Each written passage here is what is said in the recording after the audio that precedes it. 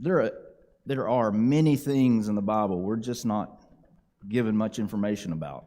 It's surprising we don't have more information about things like heaven. There's very little said.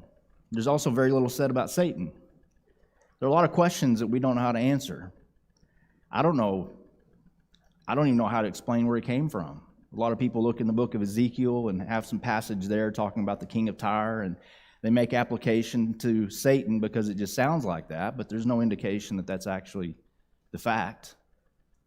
There are a lot of things, hints, and different ideas that are in the Bible that give us little clues here and there about who Satan is and where he came from, and results of how, the fall and all kinds of things, and we don't know a whole lot about it. For example, is Satan evil, the embodiment of evil, or did evil exist before Satan existed? I have no idea how to answer that question. There are a lot of things that we just do not understand. It's probably because it's beyond us. It's also probable that it doesn't matter to us, so we don't really need to know. But one thing the Bible does talk about is Satan's limitations, and that's a very important idea, especially in the book of Revelation. We're going to look a little bit there tonight, but in the entire Bible, there's hints of it. And in fact, we're going to look at 3 or 4 things tonight that will help us understand the limitations that has been imposed on him. We need to recognize that this is the one who's called the accuser because he stands before God and accuses the brethren. We, the saints, we can see him as the great deceiver. We can see him as Peter called the lion that's out to destroy. That Jesus said in John chapter 10, the thief comes to steal, kill, and destroy, but I've come that you may have life and may have it more abundantly. There are a lot of those things that talk about, in general, evil, but also specifically about Satan. But it's easy for us to get overwhelmed and think, oh, well, if we have such a mighty adversary, then maybe we are a whole lot worse off than we might think. And I think all of us understand the relationship that we have in relation to Satan and God. But there are a lot of people in this world around us. I remember speaking to one lady. She was telling me she read the book of Revelation, and it scared her so bad she stopped reading it about halfway through. There are a lot of superstitions and things that people have been taught. She was actually afraid that, if she got too far into that Satan would have some kind of power over her somehow. There's all kinds of weird ideas out there about what Satan can do. And so if you hear these things, you start thinking about them, and if you've grown up around them or hear them a lot, then it can be scary.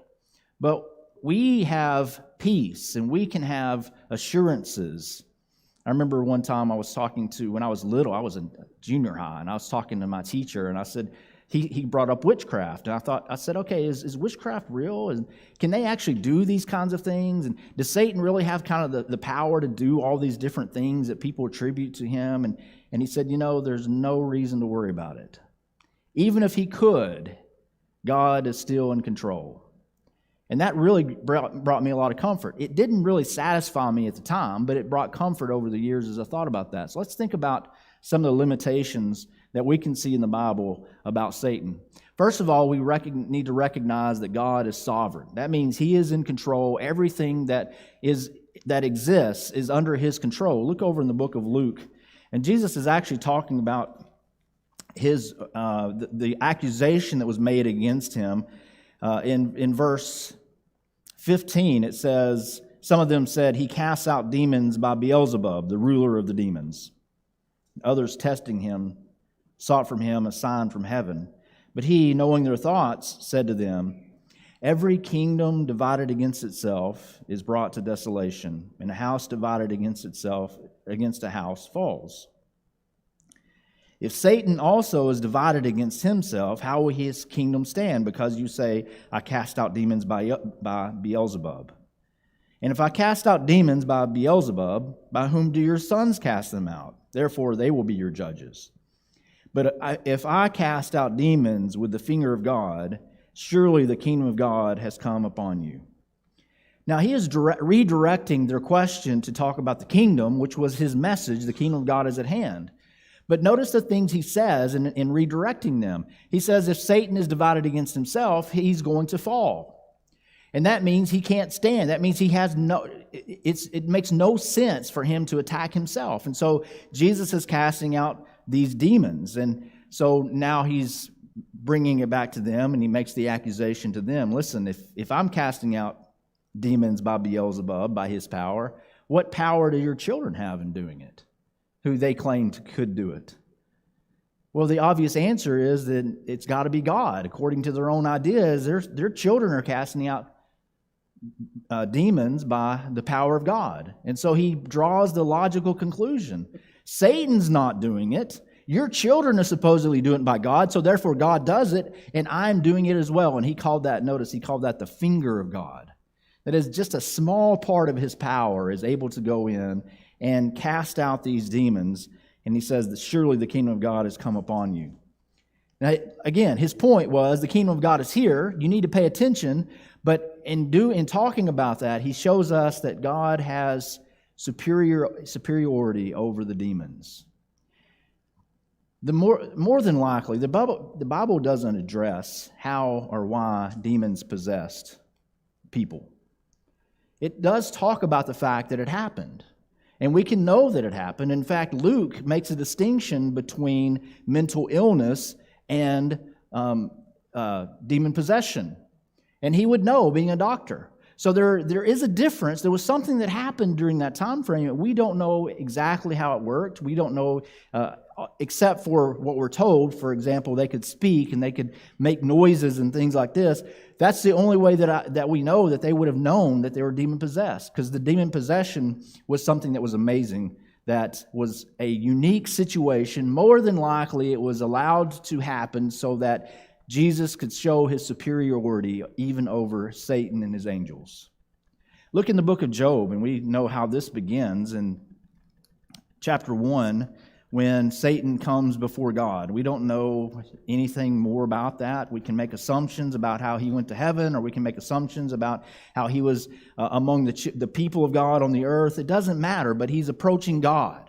And so in chapter 1 and verse 12, it says that the Lord said to Satan, "Behold, all that he has in your power is in your power, only do not lay a hand on his person." So Satan went out from the presence of the Lord. This relates to him, of course, saying that God has saying to Satan, "You have been looking at my servant Job, haven't you? He's been to and fro roaming the earth." And he says, "You've been considering, or have you been considering my servant Job," in verse 8. "There's none like him on the earth, a blameless and upright man who fears God and shuns evil." So Satan, being the accuser, that's what Satan means. Satan, being the accuser, answered the Lord and said, "Does Job fear God for nothing? Have you not made a hedge around him, around his household, and around all that he has on every side? You've blessed the work of his hands, and his possessions have increased in the land. But now stretch out your hand and touch all that he has, and he will surely curse you to your face." So without getting into much detail, Satan is making the accusation. The only reason Job loves you is because you've put this hedge around him and you protected him so much. Of course he's going to love you. You take all that away from him, he won't have anything to do with you. He'll curse you to your face. And so God said, do what you're going to do, but don't hurt him. And then we looked in chapter 2 and verse 6, after he caused all this destruction and pain and loss in his life. And it says in verse 6, the Lord said to Satan, "Behold, he is in your hand, but spare his life." So Satan came to him, and he actually, in verse 4 is where he makes the statement, skin for skin. All that a man has, he will give for his life. In other words, he would have, if his life was in danger, he would have given up all those children anyway, because he's going to take care of himself. And so God says, well, you can do what you want, just don't take his life. And he said that he would do this. So Satan went out from the presence of the Lord and struck Job with painful boils, in verse 7, from the sole of his foot to the crown of his head. Now we might look at that and say that's not very comforting about what God and Satan, the interaction of God and Satan. But notice, Satan is restricted. He is only allowed to do what God allows him to do. That doesn't recognize that, but we're looking at, in faith, we're trusting in God that he knows what he's doing. And we can come at it from that perspective. We can see that God has a plan, that he knows, and there are good things that can come from suffering and pain. even though we don't like to talk about that. It is the truth, and it does sometimes make us uncomfortable, but that doesn't mean that God is saying, okay, we're going to pick out some people here this month, and I'm going to tell Satan he can go and do whatever he wants to them. That's not my point. The point is that God is in control, and it's according to His will. He allows things to happen, and we know that that's the case. It's always been the case. Now let's think about this, for example, in the first century, as we mentioned before, the idea of demon possession. There's an indication in 1 Samuel with David and with Saul that the Lord sent to Saul an evil spirit. We don't know anything about that. We don't know anything related to that. It doesn't say that he was possessed by a spirit. It said he had an evil spirit. That could mean demeanor. It could be an attitude. It could be just mental difficulties. So setting that aside, if you go into the New Testament, these are the only passages in the Bible that talk about demon possession. And so it lays out the things that happen. And if you look at the cases of demon possession in the New Testament, the only thing it ever says about demon possession is that it caused pain and suffering. These demons would possess a person, and it would cause, for example, you remember the man who had a son who had epileptic fits, and he would throw himself into the fire. The demon was throwing him into the fire. We have the man that was possessed, and he was in the graveyard cutting himself and yelling and without clothes on, and no chains could constrain him. We have different things like that happen. We had some that had, because of demon possession, they had bodily pains, or they had sickness or disease, or all kinds of problems that come up because of the possessions. And Matthew, Mark, and Luke all indicate that the reason they had these different things going on in their life was sometimes because they were possessed by a demon, and that demon was allowed to do things to them. There's never a case in the Bible where a demon forced someone to do evil. That's a very important idea. And it seems like they were restricted from being able to do that because it has never been recorded.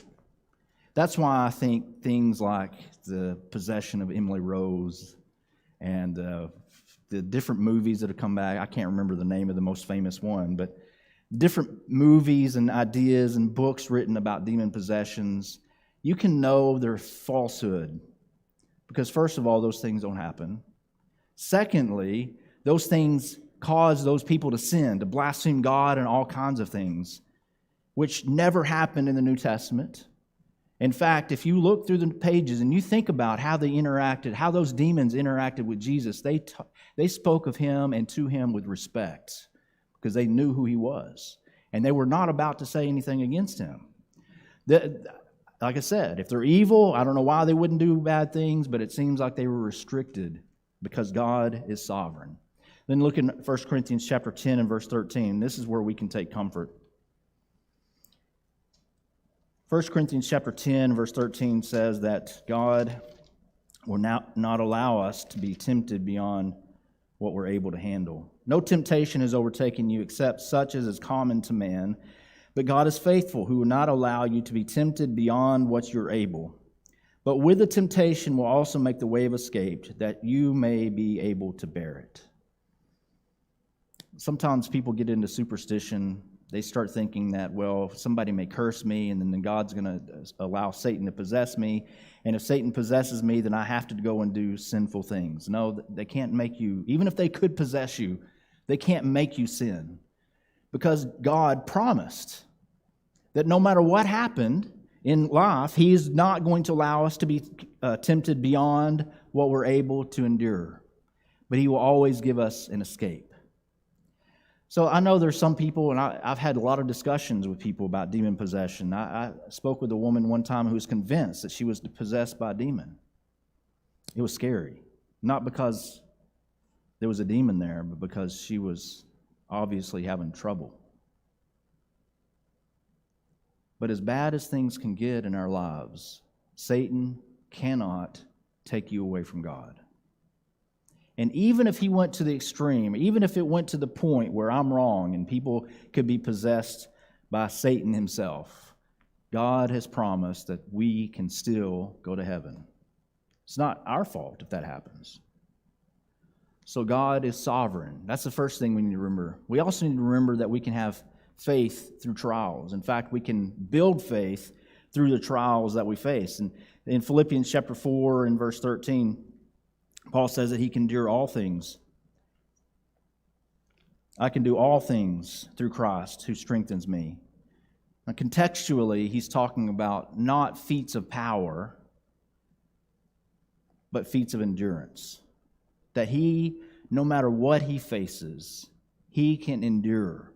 He can, because of Jesus, who strengthens him and will also strengthen us, we can go through the difficulties and the pains. We can make it through, and we can improve beyond the other side. Our faith can develop through the situations that we face.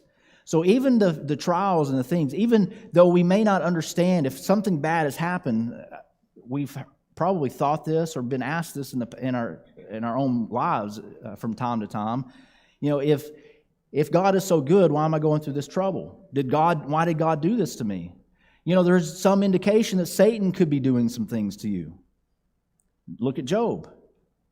So while there's no explanation, there's no clear-cut answer as far as, you know, we can pinpoint every time something happens, we know exactly who did it. We don't. But we do know who is in control, and we do know who, no matter who it is that caused the conflict or caused the pain or whatever, we have a promise from God that we can make it through and that He can help us to do it. Look in Hebrews chapter 12 and verses 3 through 8. This, of course, is all about the idea that we can endure suffering and learn and grow from it. So he says, I consider him who endured such hostility from sinners against himself, in verse 3, lest you become weary and discouraged in your souls.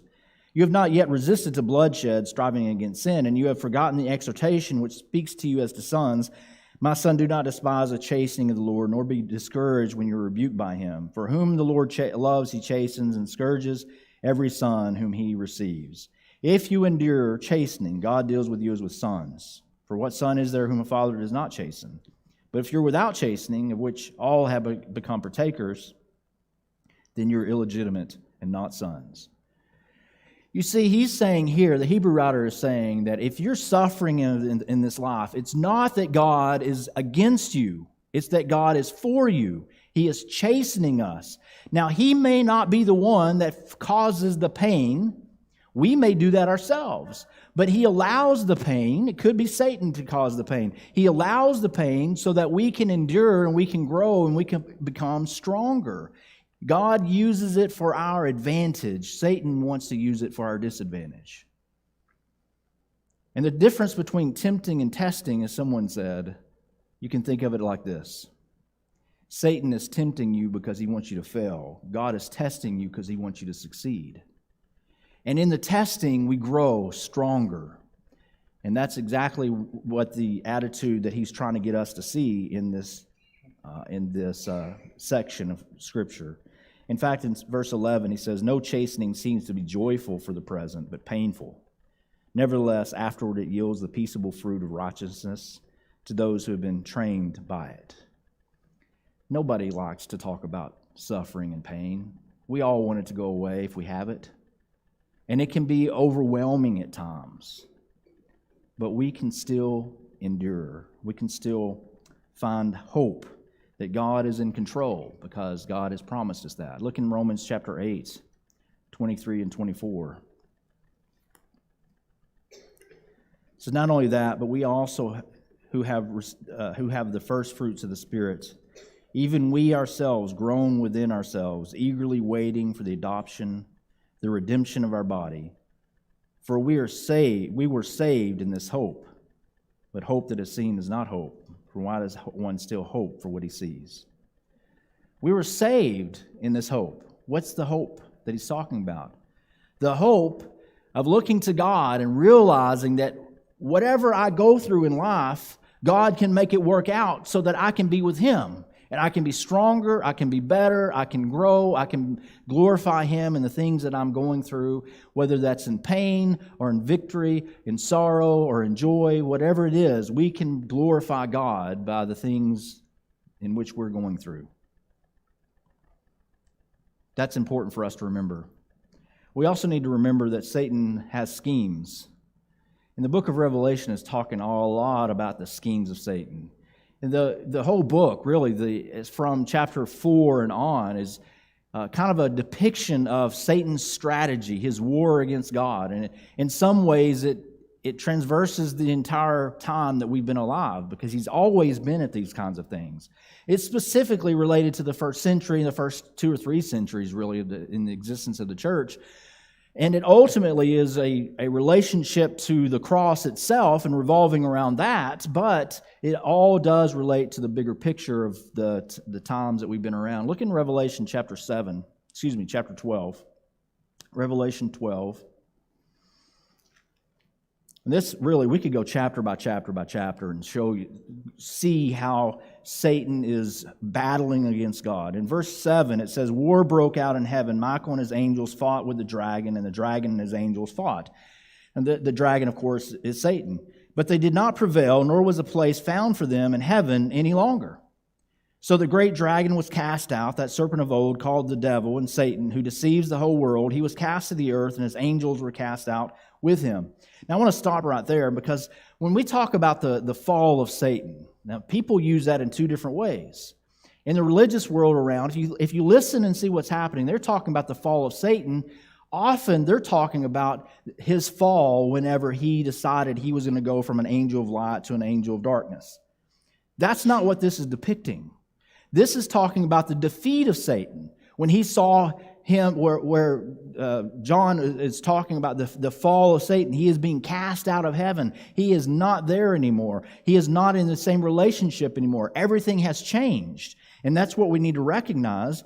And it says that his angels were cast out with him. And then verse 10, it says, "I heard a loud voice saying in heaven, 'Now salvation and strength and the kingdom of our God and the power of his Christ have come, for the accuser of our brethren, who has accused them before our God day and night, has been cast down.'" And notice what he says in the next verse. "And they overcame him by the blood of the Lamb and by the word of their testimony, and they did not love their lives to the death." Now who's the they? You look in the previous section, this is talking about in verse 7, Michael and his angels fought with the dragon. But then he says, it's a change. Because I tell you what, Michael and his angels, and the angels with Michael, it's not about them overcoming him by the blood of the Lamb. It's not about them overcoming by the word of their testimony. The testimony is the idea of a witness. The idea of a witness is where we get the word martyr from. He shifts to talk about the people who have died in relationship to the sacrifice of Jesus. When Jesus was sacrificed, through the blood of the Lamb, they also gave their lives, and they were not afraid of their giving up their lives in following Jesus.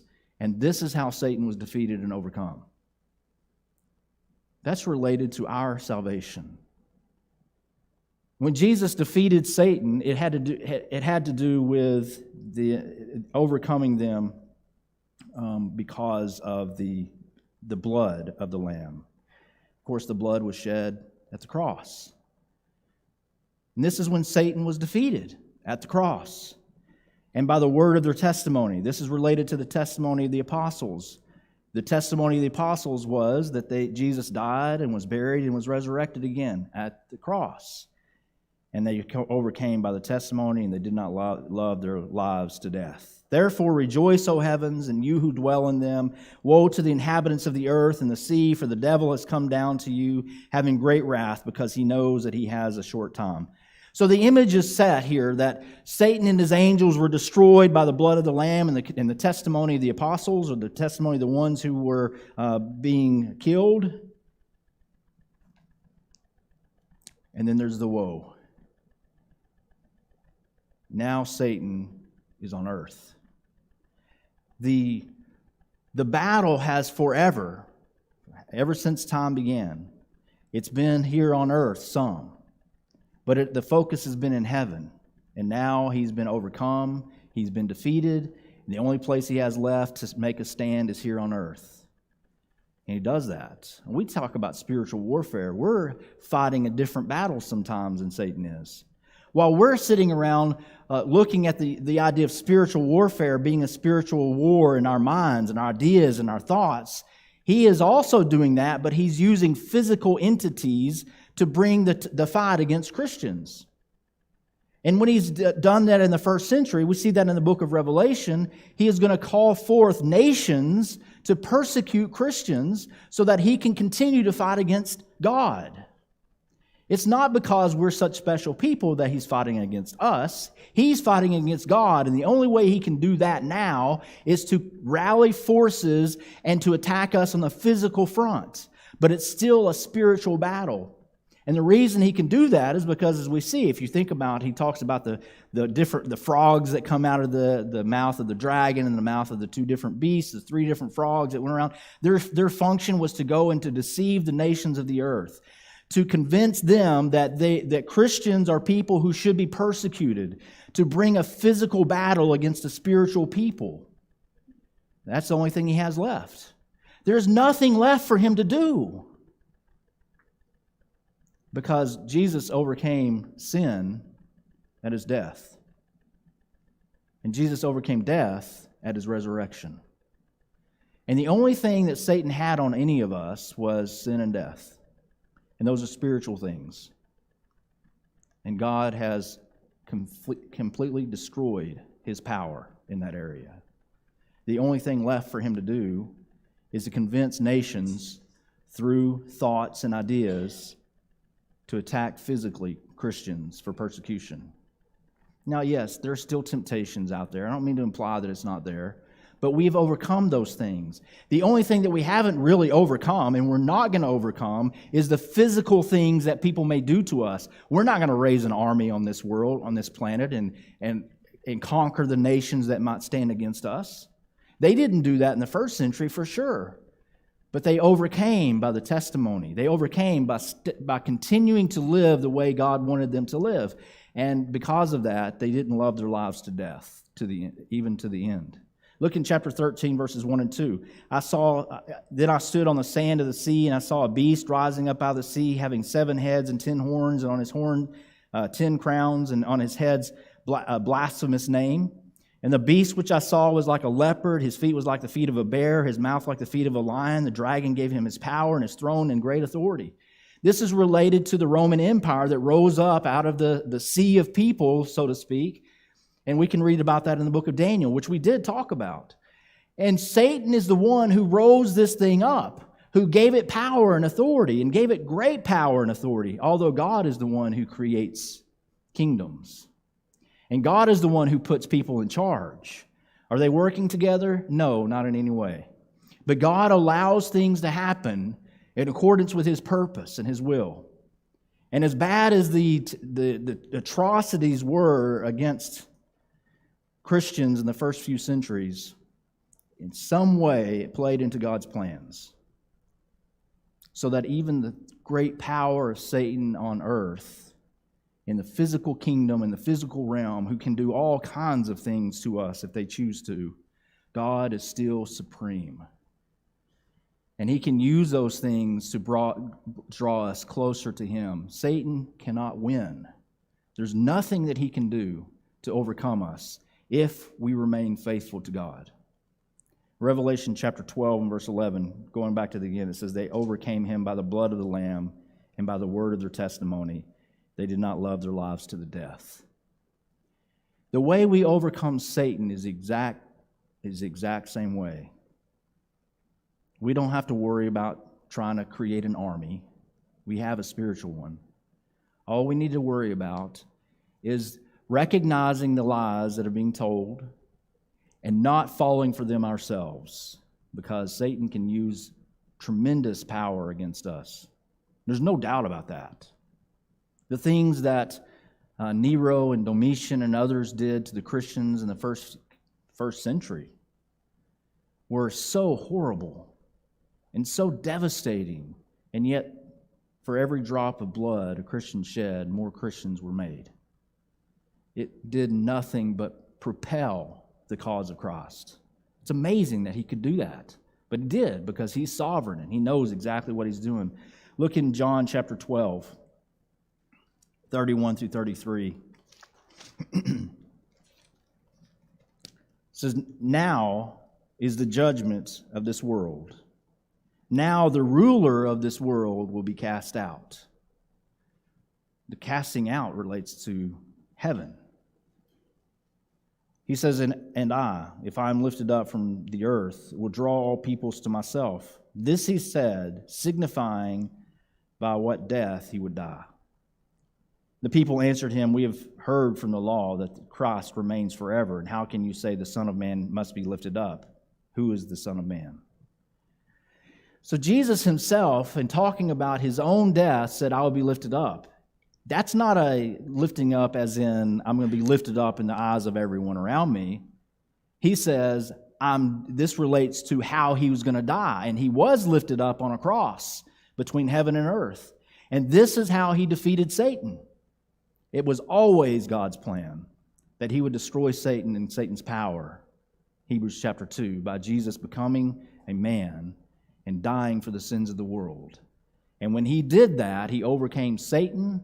He overcame Satan's powers. He overcame every hold that Satan has on humans when they are conformed to the image of Jesus. All of that goes away when they become a Christian. And then Revelation chapter 20 and verse 10 shows us his end. And this should give us hope as a reminder. The things that happen to us and the pains and the suffering, just because God is going to use it for your advantage doesn't mean that what's happening to you is not wrong. God can use sinful things that are done against you to improve you. But in the end, God's still going to bring them to account. In Revelation chapter 20 and verse 10, it says, "The devil who deceived them was cast into the lake of fire and brimstone where the beast and the false prophet are, and they will be tormented day and night forever and ever." Satan has been around for a long, long time. He's very good at what he does. He's very powerful. He's able to deceive so many different people. So many nations can fall because of his ideas that are being spread. I wish I understood how that worked, but I know it does. But we have a God who is far superior, who knows us by name, who cares about all of us and wants all of us to be saved. And no matter what Satan throws at us, it cannot change God's desire for us to be with him. And it cannot change what he can do to help us to be there. We put our faith in him. And nothing that we face in this life can take us away from that. That's what Jesus said in John chapter 10. There's nothing that Satan or anyone else can do that would cause you to lose your salvation, but you can give it up. And the way he convinces people to give it up is because he presents things that seem better at the time. That's where sin comes in. He presents opportunities and ideas, or maybe he just causes so much suffering in life that he continuously works on you and tempts you, and you can eventually give in and walk away. We don't want any of that to happen. How do we stay faithful? We trust God. We see God actively working in our lives as much as possible. We get around other Christians who are also struggling to be like God. And like-minded brothers and sisters help each other along with God, helping us to encourage us and grow so that we can be the people that God wants us to be. There's no reason we need to worry about Satan or be afraid of Satan. We need to take him seriously. It's not a laughable thing. But when we recognize the limitations, we recognize the power of God. And that's the only reason that we are not overrun, because he won't let it happen. If there's anything you need tonight, let us know. We're here for you. If you need prayers of the church or if you need to be baptized, anything at all, please come as we stand and sing.